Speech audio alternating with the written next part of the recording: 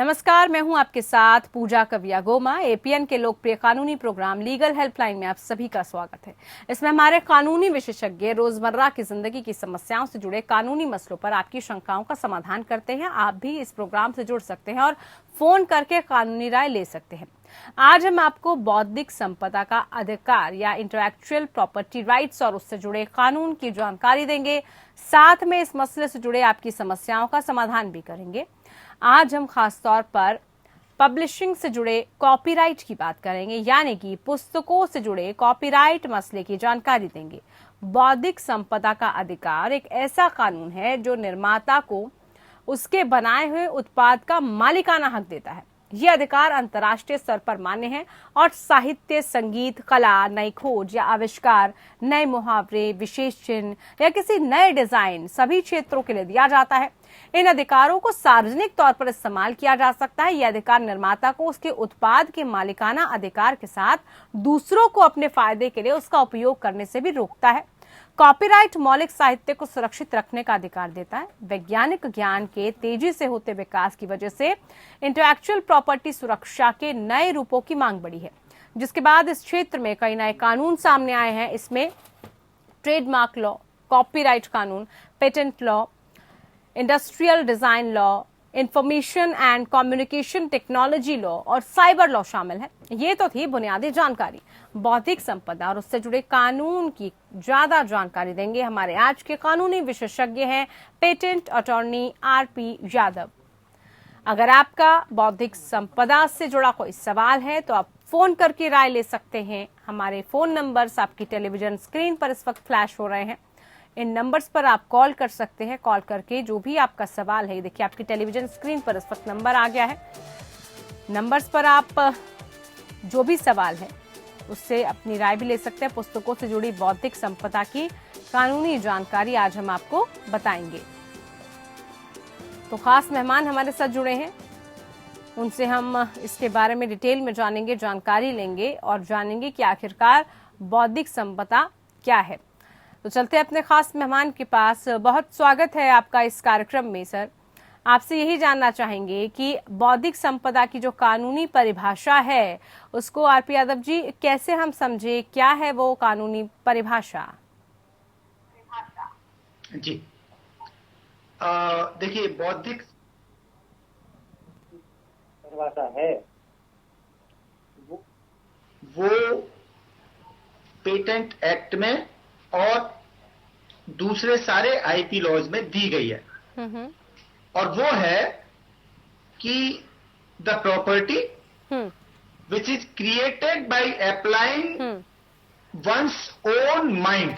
जी, मतलब जो हम अपने दिमाग को लगा के कोई भी प्रॉपर्टी बनाते हैं, वो पेटेंट हो सकता है, वो ट्रेडमार्क हो सकता है, वो कॉपीराइट हो सकता है, वो डिजाइन हो सकता है या इंडस्ट्रियल डिजाइन जिसको बोलते हैं वो हो सकता है।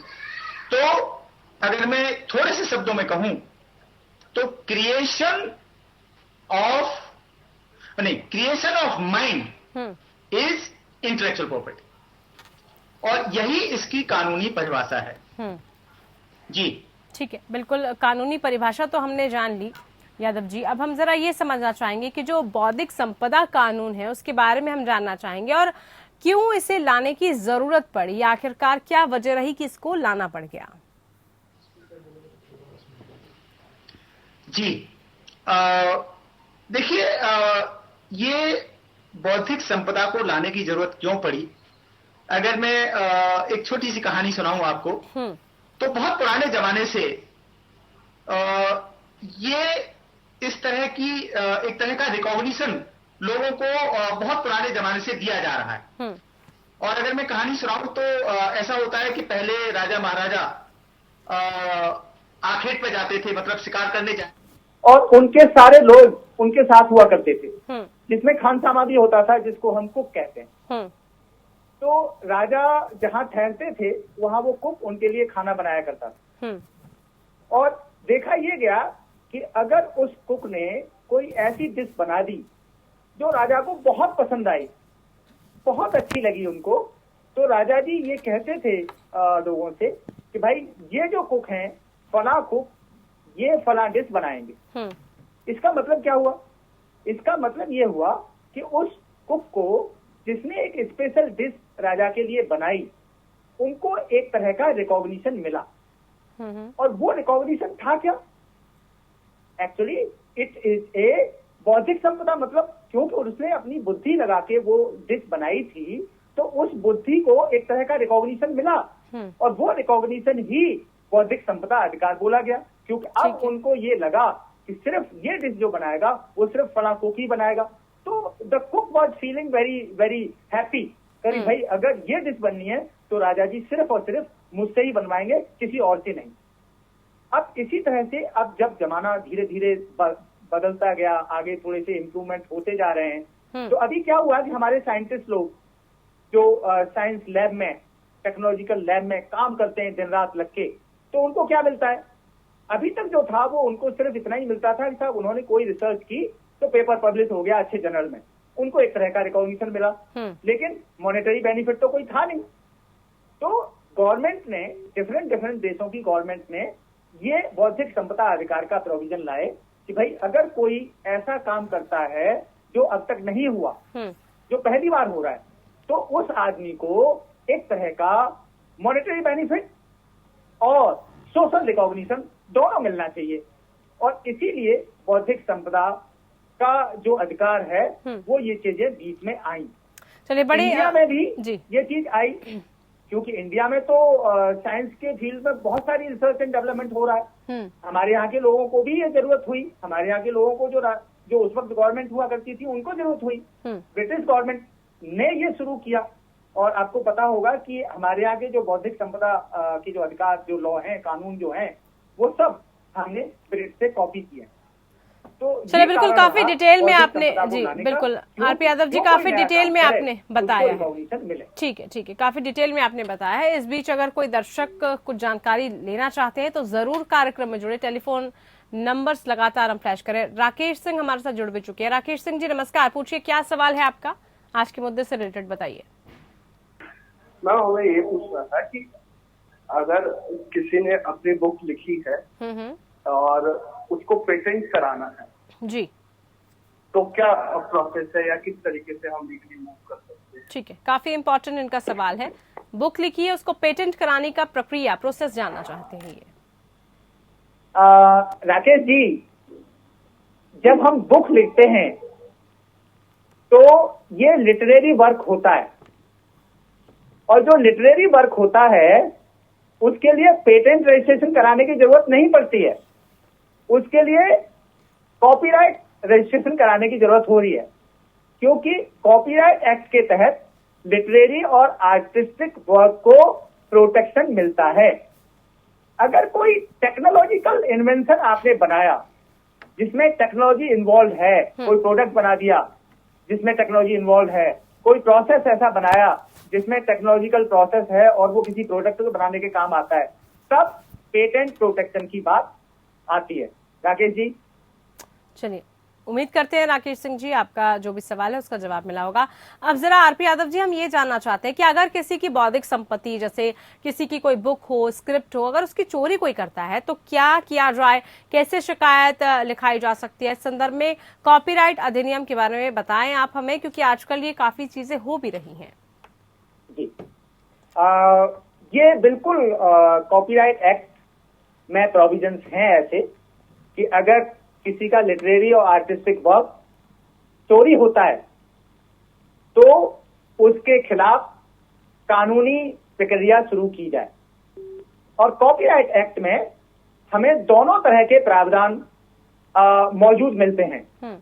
वो सिविल रेमेडी और क्रिमिनल रेमेडी, दोनों तरह की रेमेडी कॉपीराइट एक्ट प्रोवाइड करता है।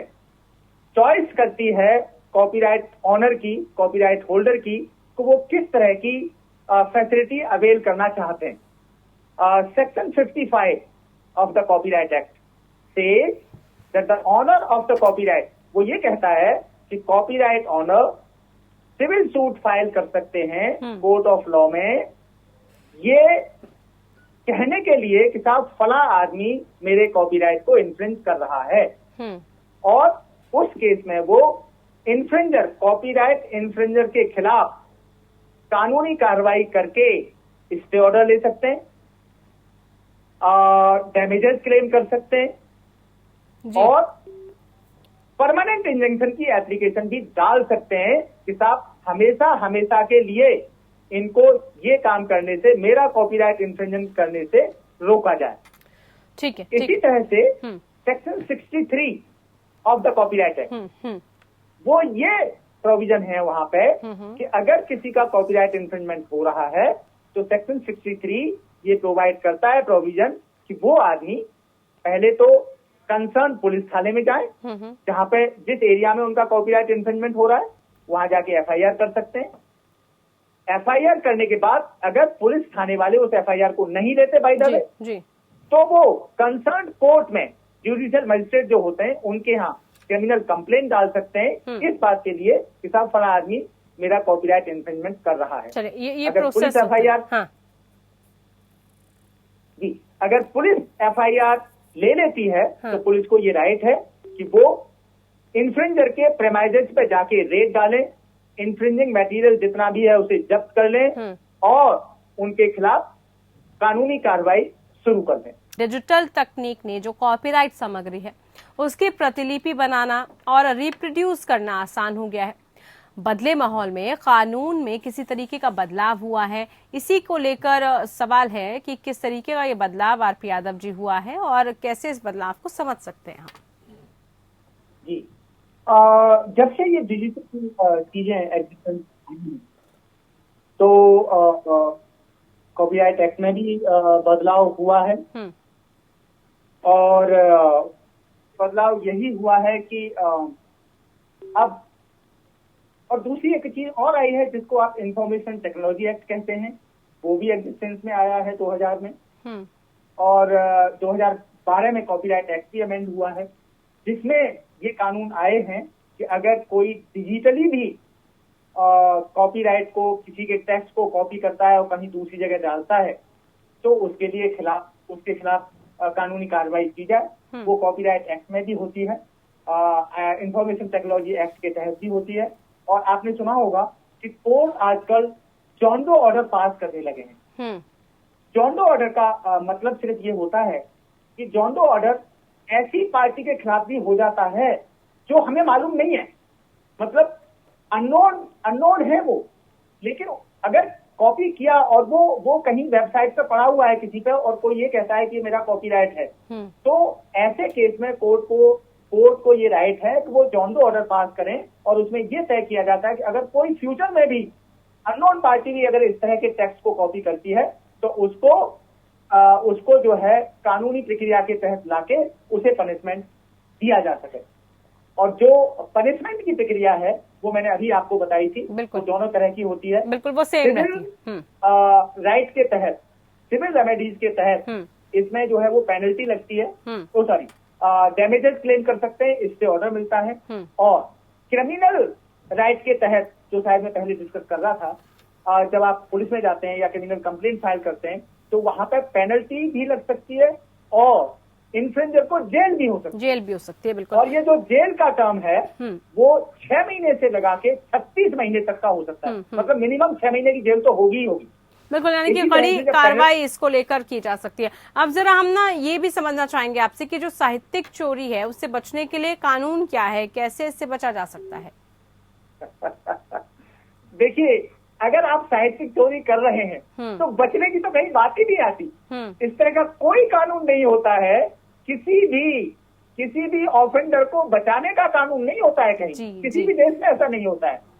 ऑफेंडर अगर है तो उसको पनिशमेंट देने के कानून तो होते हैं, लेकिन उससे बचने का कोई कानून नहीं होता है। ठीक है, साहित्यिक चोरी मामले में कैसे और कहां पर जो है शिकायत दर्ज की जा सकती है? बचने का तो कोई नहीं है, लेकिन शिकायत करने का तो जरूर कोई समाधान होगा, शिकायत करने का रास्ता तो जरूर होगा सर। जी, वो अभी हमने थोड़ी देर पहले ही डिस्कस किया था कि साहित्यिक का मतलब लिटरेरी वर्क होता है और आर्टिस्टिक का मतलब होता है कि जो आपने एक आर्ट जैसा कोई कुछ नया आर्टिस्टिक चीज बना ली, तो वो सिर्फ और सिर्फ वही दोनों चीजें हैं जो हमने अभी थोड़ी देर पहले डिस्कस की थी कि कॉपीराइट एक्ट के तहत आप जो है सिविल सूट फाइल करें डैमेजेस के लिए और क्रिमिनल कंप्लेंट फाइल करें पेनल्टी और उस इंफ्रिंजर को जेल में भेजने के लिए। जी यादव जी, अब जरा जो मारेवा निषेधाज्ञा प्रतिवादी है और संपत्ति का निपटान करने से रोकने के लिए दी गई है, इसके बारे में बताएं। कब ये लागू होता है, कैसे ये लागू होता है?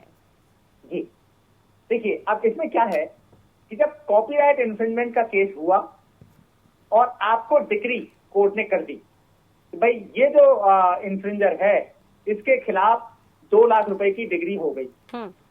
अब होता क्या है कि वो जो डिफेंडेंट है, प्रतिवादी जो है, वो उस डिक्री को एग्जीक्यूट ना हो उसको रोकने के लिए बहुत सारे कार्यक्रम करता है। कई बार वो ऐसा भी कर सकता है कि सारी प्रॉपर्टी अपनी ट्रांसफर कर दे किसी अपनी पत्नी के नाम या किसी और के नाम, और वो दिवालिया घोषित हो जाए। तो जब कोर्ट को ऐसा प्रतीत होता है, जब कोर्ट को ऐसा लगता है कि ये प्रतिवादी जो है कानूनी प्रक्रिया में रोड़े अटका रहा है और उस ऑर्डर को एग्जीक्यूट नहीं होने दे रहा है, तब मारवा इंजंक्शन की बात आती है। और उसमें कोर्ट ये इंजंक्शन ऑर्डर पास करता है कि प्रतिवादी को कोई राइट ही नहीं होता अपनी प्रॉपर्टी को बेचने की। भी कोर्ट कर सकता है कि particular portion of the asset of the प्रतिवादी, मतलब एक पर्टिकुलर निश्चित रूप की जो प्रॉपर्टी है प्रतिवादी की, उसको वो सीज कर ले, उसको वो सीज कर सकता है कोर्ट। और इस तरह का ऑर्डर पास करते हैं जिसको मारवा इंजंक्शन ऑर्डर कहते हैं। और इतना ही वो प्रॉपर्टी उसमें सीज करते हैं जिससे कि उनकी जो डिक्री है उसको एग्जीक्यूट हो जाए, उसी को मारवा इंजंक्शन कहते हैं। अगर बात कॉपीराइट के सिलसिले में हम इसकी करें कि परमानेंट इंजेक्शन वो क्या होता है और कब ये लाया जा सकता है?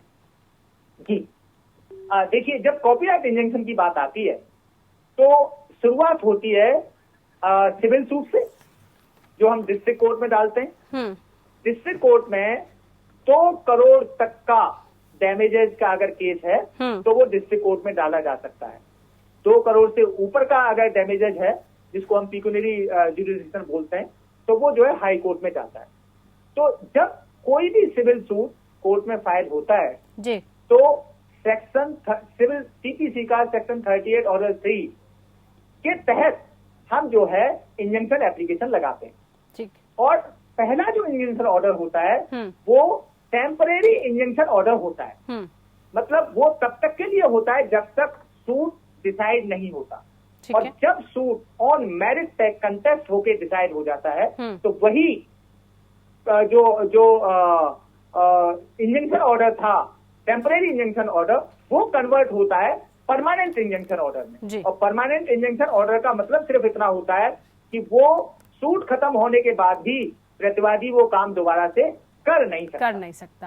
बिल्कुल, बहुत विस्तार से, बहुत डिटेल में आपने बताया हमें यादव जी, और तमाम जानकारी दी है आज इस पूरे विषय को लेकर। बहुत शुक्रिया आपका हमारे इस खास कार्यक्रम में जुड़ने के लिए। फिलहाल लीगल हेल्पलाइन में आज के लिए इतना ही। मुझे दीजिए इजाजत। नमस्कार।